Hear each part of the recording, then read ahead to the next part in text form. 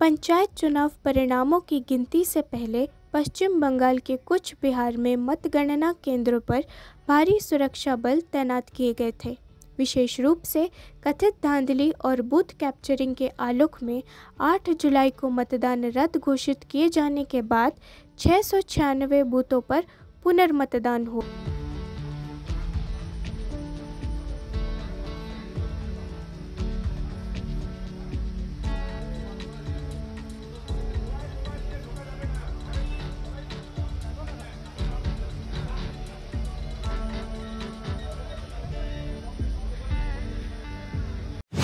कश्मीर में रोमांच को बढ़ावा देने के लिए अधिकारियों द्वारा 50 से अधिक ट्रैकर समूहों को श्रीनगर से हरी झंडी दिखाकर रवाना किया गया था। ये विशेष ट्रैकिंग अभ्यास rally Sheikh travels and authorities के सहयोग से इंडिया हाइक्स द्वारा आयोजित की गई। ट्रैकर समूहों को पर्यटन निर्देशक कश्मीर के साथ साथ विभाग के अन्य अधिकारियों ने हरी झंडी दिखाई। यहाँ एक जिसे trackers paradise, Kashmir trackers paradise है। गवर्नमेंट का और डायरेक्टरेट का काफ़ी फोकस है एडवेंचर टूरिज्म, इसको थोड़ा डाइवर्सिफाई करने के लिए। आज जो आपने देखा, हमने 2 बड़े ग्रुप्स फ्लैग ऑफ किए ट्रैकिंग के लिए। एक तारसर मालसर जाएगा और एक केजीएल जा रहा है। इसमें हमने जब इनके साथ इंटरेक्ट किए, they have come from all over the parts of country, be it Chennai, be it Bengal, be it Hyderabad, Bangalore से काफ़ी लोग थे यहाँ पे। हम क्या चाहते हैं कि जो लेजर टूरिज्म था उसके अलावा, जैसे कि वाटर स्पोर्ट्स हम शुरू कर रहे हैं। डल में आप देख रहे हैं काफ़ी एक्टिविटीज़ हो रही है। हम रिसेंटली हमने कुछ दिन पहले यहाँ इको पार्क बारामूला में के ऊपर जिप लाइन शुरू किया है। So our core focus is on, apart from leisure tourism, we are focus in diversifying the tourism and focusing on adventure tourism. और गवर्नमेंट ने 75 न्यू ट्रैकिंग डेस्टिनेशंस का हमें टारगेट दिया है। We have already hired the agency, वो उस पर map कर रही है ताकि न्यू 75 ट्रैकिंग डेस्टिनेशंस मैप पे आ जाए। इससे पहले भी मैं कश्मीर आई हुई हूँ, बट मैंने ट्रैकिंग नहीं करी कश्मीर में। तो मैंने इससे पहले उत्तराखंड और हिमाचल प्रदेश में ट्रैकिंग करी हुई है, तो ये मेरी पहली ट्रैक होगी। So I am looking forward to it. कितना ज़रूरी है इस तरह की ट्रैकिंग एक्टिविटीज़ होनी चाहिए ताकि एक मैसेज बाहर जाए कि और भी लोग आ जाएं जो ट्रैकिंग लवर्स हैं, जो एडवेंचर लवर्स हैं, बाकी लोगों को भी पता चले कि कश्मीर हर एंगल से गेस्ट्स के लिए सेफ है, एडवेंचर लवर्स के लिए सेफ है। जी बिल्कुल, बहुत ज़रूरी है ये सारी एक्टिविटीज़। और ये जो डेस्टिनेशंस हैं ये आप सिर्फ ट्रैकिंग के ज़रिए ही देख सकते हैं। और सेफ्टी पॉइंट ऑफ व्यू से कश्मीर में अब मुझे तो बहुत सेफ़ फील हो रहा है। तो मुझे ऐसा कुछ एक्सपीरियंस नहीं हुआ कि इट्स नॉट सेफ़। मैं अकेली ट्रैवल कर रही हूँ दिल्ली से मेरी फ्रेंड के साथ। तो हम दोनों ही मतलब आराम से होटल पहुँच गए, तो it's very safe. And I just hope कि वेदर बस अच्छा रहे। राष्ट्रीय राजधानी में यमुना नदी का जल स्तर खतरे के निशान को पार कर गया। शाम 7 बजे यमुना नदी का जल स्तर 205.64 मीटर रिकॉर्ड किया गया। स्थानीय लोग यमुना नदी के किनारे से हटकर सड़क के किनारे चले गए और फुटपाथों पर अपनी तंबू लगा दिए। यमुना का पानी बढ़ रहा है, उससे आपको क्या परेशानी हो रही है? बहुत। अब हम 10-10 लाख रुपया खर्च के गणेश जी लाते, गणेश भगवान जी लाते। नीचे सांप है, मेरे 2 बकरी को काट लिया सांप ने, दोनों खत्म हो गई। बताओ अब क्या करें, हमारा तो नुकसान ही है। अब हमारा 10 लाख का ऑर्डर है माल का, वो लाएगी, बारिश पड़ेगी भैया, बारिश पड़ेगी, पानी लाओ। नहीं मिल रहे बाबू, कुछ नहीं, 1 रुपया भी। ऐसे बैठे हैं रोज। पानी गिर गए, जहाँ रह रहे हैं वहाँ पानी पहुँच गया। क्या दिक्कतें हो रही है आपको? वहाँ पे सारी दिक्कत है, ये रहने की, खाने की, पीने की, सभी चीज दिक्कत है वहाँ पे। तो जहाँ हम रह रहे हैं वहाँ। तो सरकार की तरफ से कोई मदद मिल रही है आपको? सरकार की तरफ से क्या मदद? कुछ ना मिलते, मदद नहीं मिलती। कुछ नहीं मिलती है। तो आपको सरकार ने बोला ऊपर आने के लिए, आप अपनी मर्जी से खतरा देख के ऊपर आए? मैं तो खुद ही आया अपनी मर्जी से। वहाँ बच्चे को थोड़े डूबा आवेंगे का। पिछली बार तब बाढ़ आई, तब तो सामान चलोगा हमारे, तो क्या मिले? कुछ ना मिले, सामान सब चलोगा बाढ़ में। सब झुग्गी तक ना उखाड़ पाई, झुग्गी के सामान चले गए, सब तिरपाल चले गए। बिल्लोजा चला तो हमारा लड़का छोटा बार बच गया, बिल्लोजा चलाए वहाँ पे जब मेट्रो के नीचे है। तो छोटे बार गोदी बार 1 साल का लड़का हमारा। तो मदुरई जिले में भारी बारिश हुई। 20 से अधिक पेड़ उखड़ गए। जिले के विभिन्न हिस्सों में कई वाहन भी क्षतिग्रस्त हो गए। यात्रियों को दिक्कतों का सामना करते देखा गया। गौरतलब है कि अभी तक मौत की कोई खबर नहीं है।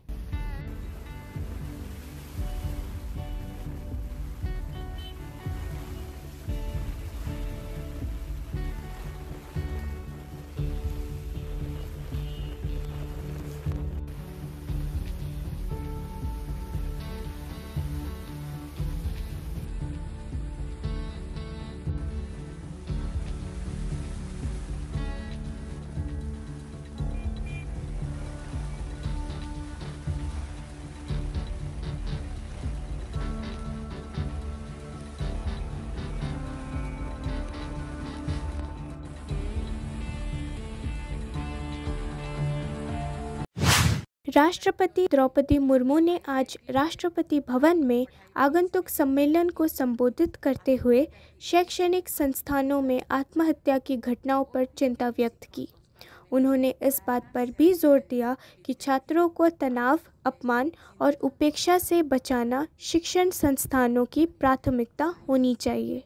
विद्यार्थियों ने IITs में अपनी पढ़ाई बीच में ही छोड़ दी थी। आत्महत्या की ऐसे दुखदायी घटनाएं और भी कई शिक्षण संस्थानों में हुई है। लर्नर्स यानी विद्यार्थी ही आप सबके चिंतन और कार्यकलाप के केंद्रों में होने चाहिए। साइंस, टेक्नोलॉजी, इंजीनियरिंग और मैथमेटिक्स जैसे सामान्यतः STEM कहा जाता है, इन क्षेत्रों में छात्राओं की उपस्थिति और उत्कृष्टता को बढ़ावा देने के लिए विशेष प्रयास होनी चाहिए। उच्च शिक्षण संस्था के इस क्षेत्र में महिलाओं का नेतृत्व और भी अधिक प्रभावी सिद्ध हो सकता है। मेरा आग्रह है कि अपने अपने संस्थानों में आप सब इस पक्ष पर अवश्य ध्यान दें। केंद्र सरकार द्वारा वर्ष 2019 में 2 वर्षों के आंकड़ों के आधार पर किए गए एक विश्लेषण से एक ज्ञान हुआ है कि लगभग 2500 विद्यार्थियों ने IITs में अपनी पढ़ाई बीच में ही छोड़ दी थी। उन विद्यार्थियों में लगभग आधे विद्यार्थियों आरक्षित वर्गों से ही II में अपनी पढ़ाई बीच में ही छोड़ देने वाले लगभग 100 विद्यार्थी थे और उनमें अधिकांश विद्यार्थी आरक्षित वर्ग से थे। ड्रॉप आउट्स की समस्या पर बहुत संवेदनशीलता के साथ विचार करने और समाधान निकालने की आवश्यकता है। इसी शनिवार के दिन IIT दिल्ली में एक 20 वर्ष की विद्यार्थी द्वारा आत्महत्या किए जाने की हृदय विदारक घटना घटी है। आत्महत्या की ऐसे दुखदायी घटनाएं और भी कई शिक्षण संस्थानों में हुई है। मेरी बात किसी संस्थान विशेष तक सीमित नहीं है, ये पूरी शिक्षा जगत के लिए चिंता का विषय है। विद्यार्थियों की परिसर में या छात्रावास में अथवा संस्थानों के कार्यालय में तनाव, अपमान अथवा उपेक्षा से बचाना तथा उन्हें समझाना और सहारा देना शिक्षण संस्थानों की प्राथमिकता होनी चाहिए। अनेक उच्च शिक्षण संस्थानों को उनके प्रभावशाली विद्यार्थियों के बल पर विश्वव्यापी प्रतिष्ठा प्राप्त हुई है। राष्ट्रीय शिक्षा नीति 2020 में लर्नर सेंट्रिक एजुकेशन पर जोर दिया गया है। लर्नर्स यानी विद्यार्थी ही आप सबके चिंतन और कार्यकलाप के केंद्रों में होने चाहिए। देवियों और स्वजन, आज देश में वुमेनली डेवलपमेंट यानी महिलाओं के नेतृत्व में विकास की प्रगतिशील सोच को बढ़ावा दिया जा रहा है और इस सोच पर आधारित कार्य भी किया जा रहा है। केंद्रीय शिक्षण संस्थान के विजिटर्स नोमिनी को नियुक्ति करने में महिलाओं को स्थान देने पर विशेष ध्यान दिया जा रहा है। हर भारतवासी को, विशेषकर महिलाओं को, इस बात पर गर्व होनी चाहिए कि विश्व की पहली महिला वाइस चांसलर नियुक्ति करने का गौरव हमारे देश को ही जाता है। श्रीमती हंसा मेहता ने बड़ौदा विश्वविद्यालय की वाइस चांसलर के रूप में एक अच्छे विश्वविद्यालय को विकसित करने का इतिहास रचा है। उनका उदाहरण सभी वाइस चांसलर्स तथा डायरेक्टर के लिए अनुकरणीय है। विश्वविद्यालय के दीक्षांत समारोह में मैंने देखा है कि अवसर मिलने पर हमारी बेटियां बेहतर प्रदर्शन करती हैं। टेक्नोलॉजी इंस्टीट्यूट्स में भी बेटियों की भागीदारी बढ़ रही है। साइंस, टेक्नोलॉजी, इंजीनियरिंग और मैथमेटिक्स जैसे सामान्यतः स्टेम कहा जाता है, इन क्षेत्रों में छात्राओं की उपस्थिति और उत्कृष्टता को बढ़ावा देने के लिए विशेष प्रयास होनी चाहिए। मैं समझती हूँ कि उच्च शिक्षण संस्था के इस क्षेत्र में महिलाओं का नेतृत्व। महाराष्ट्र के उप मुख्यमंत्री अजित पवार और देवेंद्र फडणवीस देर रात बैठक के लिए मुख्यमंत्री एकनाथ शिंदे के आधिकारिक आवास पर पहुंचे। बीच में एनसीपी को विभाजित करने और 8 वरिष्ठ विधायकों के साथ महाराष्ट्र में शिवसेना भाजपा गठबंधन में शामिल होने के बाद अजित पवार ने उप मुख्यमंत्री पद की शपथ ली।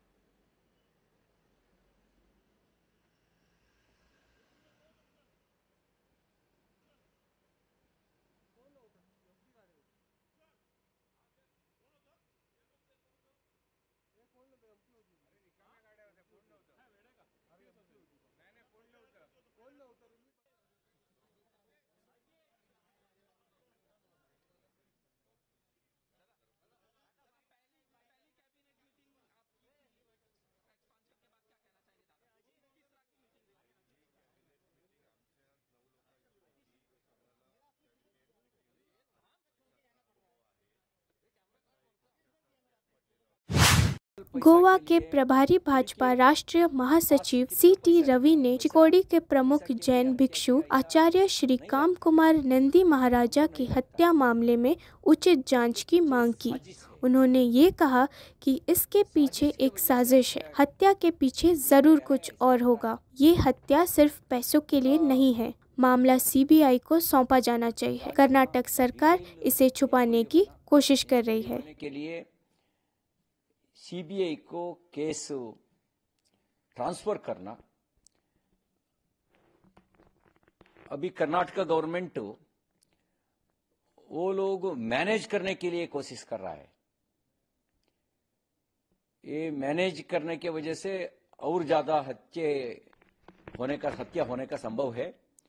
मैनेज करना बंद करिए, सीरियस इंक्वायरी करना, उसके पीछे कौन कौन है, साजिश क्या है, किसके वजह से जैन मुनि जी का हत्या किया है, पूरा बाहर आने के लिए सीरियसली इंक्वायरी होना। इसके लिए केवल सीबीआई को सीबीआई के देना है तो पूरा साजिश बाहर आता है। कांग्रेस का सरकार कर्नाटक में है, वो लोग तुष्टीकरण का राजनीति कर रहा है। तुष्टीकरण का राजनीति की वजह से सही इंक्वायरी हो नहीं सकता, न्याय नहीं मिलेगा। न्याय मिलेगा सीबीआई इंक्वायरी की वजह से। सीबीआई को केस ट्रांसफर करना हम लोग डिमांड करता है। आज सेशन के अंदर भी, हम सेशन के बाहर भी जैन मुनि जी का हत्या खंडन करके हम लोग प्रोटेस्ट करेंगे। एक ही डिमांड है सीबीआई को।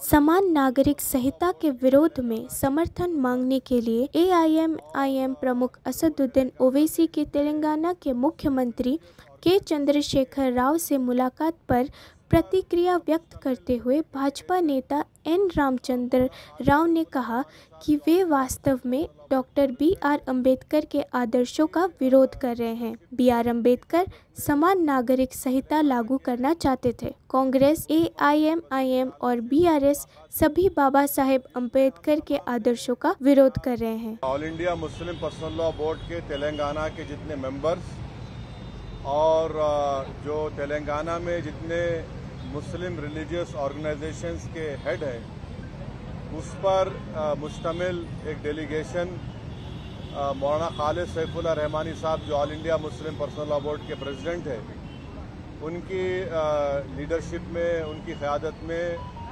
तेलंगाना के मुख्यमंत्री वज़ीर आला से हमारी मुलाकात हुई, जिसमें हम तमाम ने जनाब के चंद्रशेखर राव साहब से इस बात का मुतालबा किया, इस बात की गुजारिश की कि बीजेपी हुकूमत की तरफ से, नरेंद्र मोदी की सरकार की तरफ से जो UCC लाने की बात की जा रही है, हमने तेलंगाना के मुख्यमंत्री और वज़ीर आला से ये कहा कि आप उसका अपोज करिए, उसकी मुखालिफत करिए। हमने चीफ मिनिस्टर को इस बात का याद दिलाया कि पिछले 10 साल से तेलंगाना स्टेट में उनकी सरकार है, स्टेट में पीस बहुत स्ट्रांग हुआ है, अमन मजबूत हुआ है। हमने चीफ मिनिस्टर को और BRS के प्रेसिडेंट को ये भी बात याद दिलाई है कि पूरे मुल्क में अगर किसी असेंबली में CAA NPR NRC के खिलाफ एक रेजोल्यूशन पास हुआ था, वो तेलंगाना के असेंबली में सबसे पहले हुआ था। और हमने चीफ मिनिस्टर को अपने रिप्रेजेंटेशन में ये बात दिलाई कि जब CAA का रेजोल्यूशन तेलंगाना में असेंबली में पास हो रहा था, तो उस वक्त BRS की हुकूमत ने, सरकार ने उस रेजोल्यूशन में प्लुरलिज्म और सेकुलरिज्म की बात की। तो हमने चीफ मिनिस्टर को ये बावर किया, ये इम्प्रेस किया कि UCC हमारे देश के प्लुरलिज्म के लिए एक अच्छी बात नहीं है, सेकुलरिज्म के लिए अच्छी बात नहीं है। हमने चीफ मिनिस्टर से all India Muslim personal law board ने जो लॉ कमीशन को, जो all India Muslim personal law board ने एक नोट दिया है जो 74 पेजेस पर मुश्तमिल है, उसके इम्पोर्टेंट पॉइंट्स हमारे प्रेसिडेंट मौलाना खालिद सैफुल्लाह रहमानी साहब उनको बताए हैं कि कैसे बीजेपी UCC के नाम पर इस मुल्क के प्लुरलिज्म और सेकुलरिज्म को कमज़ोर करना चाहती है। हमने BRS के प्रेसिडेंट, वो तेलंगाना के चीफ मिनिस्टर को भी बताया कि सिर्फ ये मुस्लिम माइनॉरिटी का मसला नहीं, ये क्रिश्चियंस का भी मसला है। ये मसला ट्राइबल से भी जुड़ा हुआ है, और सिर्फ नॉर्थ ईस्ट के ट्राइबल नहीं है, तेलंगाना में ट्राइबल है, मध्य प्रदेश में ट्राइबल है, छत्तीसगढ़ में ट्राइबल है, गुजरात में ट्राइबल है, राजस्थान में ट्राइबल है। उनका एक कल्चर है और उसका तहफ़्फ़ुज़ करना, और ये सिर्फ ट्राइबल नहीं बल्कि हमारे हिंदू भाइयों के लिए भी ये चीज़ अच्छी नहीं होगी, क्योंकि हिंदू अनडिवाइडेड फैमिली के तहत 3000 करोड़ का टैक्स रिबेट हमारे हिंदू भाइयों को मिलता है। 2015 के इनकम टैक्स के फिगर्स हैं, और अगर UCC आएगा तो Hindu succession act, Hindu marriage act, ये तमाम चीज़ें ख़त्म हो जाएंगी। तो ये मुल्क के लिए ठीक नहीं है। हमारे मुल्क का प्लुरलिज्म हमारे मुल्क की खूबसूरती है, और भारत के प्रधानमंत्री को प्लुरलिज्म से एलर्जी है, वो प्लुरलिज्म को पसंद नहीं करते। हमने चीफ मिनिस्टर को के चंद्रशेखर राव को बताया कि भारत के प्रधानमंत्री बोलते कि एक घर में 2 कानून कैसे होगा। तो आज आप देखिए कि भारत के प्रधानमंत्री ने गलत कहा, मिसगाइड किया पूरे नेशन को। हमारे मुल्क में CRPC हर स्टेट में अलग है। हमारे मुल्क में 2 कानून है। अगर आप देखेंगे तो नागालैंड में CRPC का अभी तक इम्प्लीमेंटेशन नहीं हुआ। हमारे देश में अगर आप कोई बड़े बड़े मल्टीनेशनल कंपनीज है, उनका आर्बिट्रेशन की हमने सहूलत दी कि वो सिंगापुर जाकर आर्बिट्रेशन करा सकते।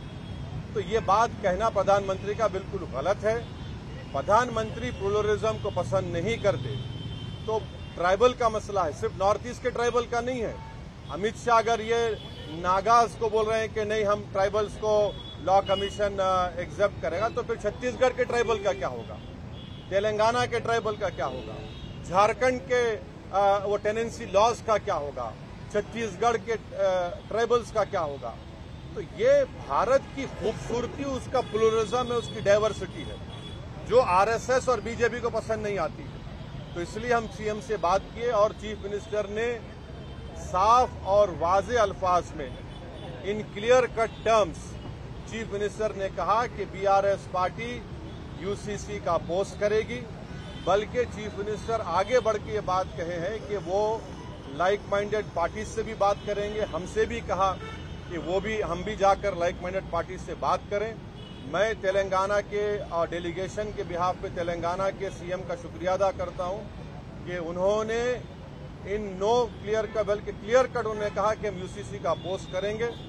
और देश में बहुत ज्यादा दूसरे मसाइल हैं और उन मसाइल पर बीजेपी नाकाम साबित हो रही है, इसीलिए बीजेपी ये सब चीजें देश के सामने ला रही है।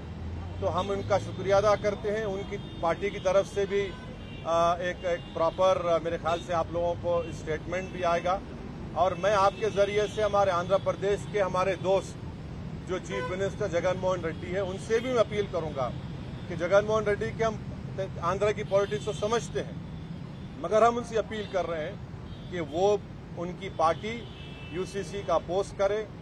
जो पार्टी प्लुरलिज्म को मानती है, जो भारत के डाइवर्सिटी को मानती है, जो भारत एक मोज़ाइक है उसको मानती है, तो उनको यूसीसी को अपोज करना है।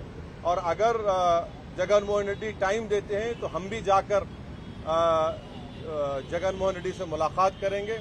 इस मीटिंग में और भी दूसरे इश्यूज भी उठे, माइनॉरिटी वेलफेयर के ताल्लुक से, ओवरसीज स्कॉलरशिप के ताल्लुक से, वक्फ प्रोटेक्शन के ताल्लुक से, ओल्ड सिटी में मेट्रो के ताल्लुक से, साथ ही साथ माइनॉरिटी फाइनेंस कॉरपोरेशन में जो लोन्स हैं, इंडिविजुअल लोन्स जो देना बंद किए हैं, तो चीफ मिनिस्टर ने कहा कि 4-5 दिन के अंदर वो एक 230 करोड़ रिलीज करेंगे, जिसमें ओवरसीज स्कॉलरशिप जो रुकी हुई है और दूसरे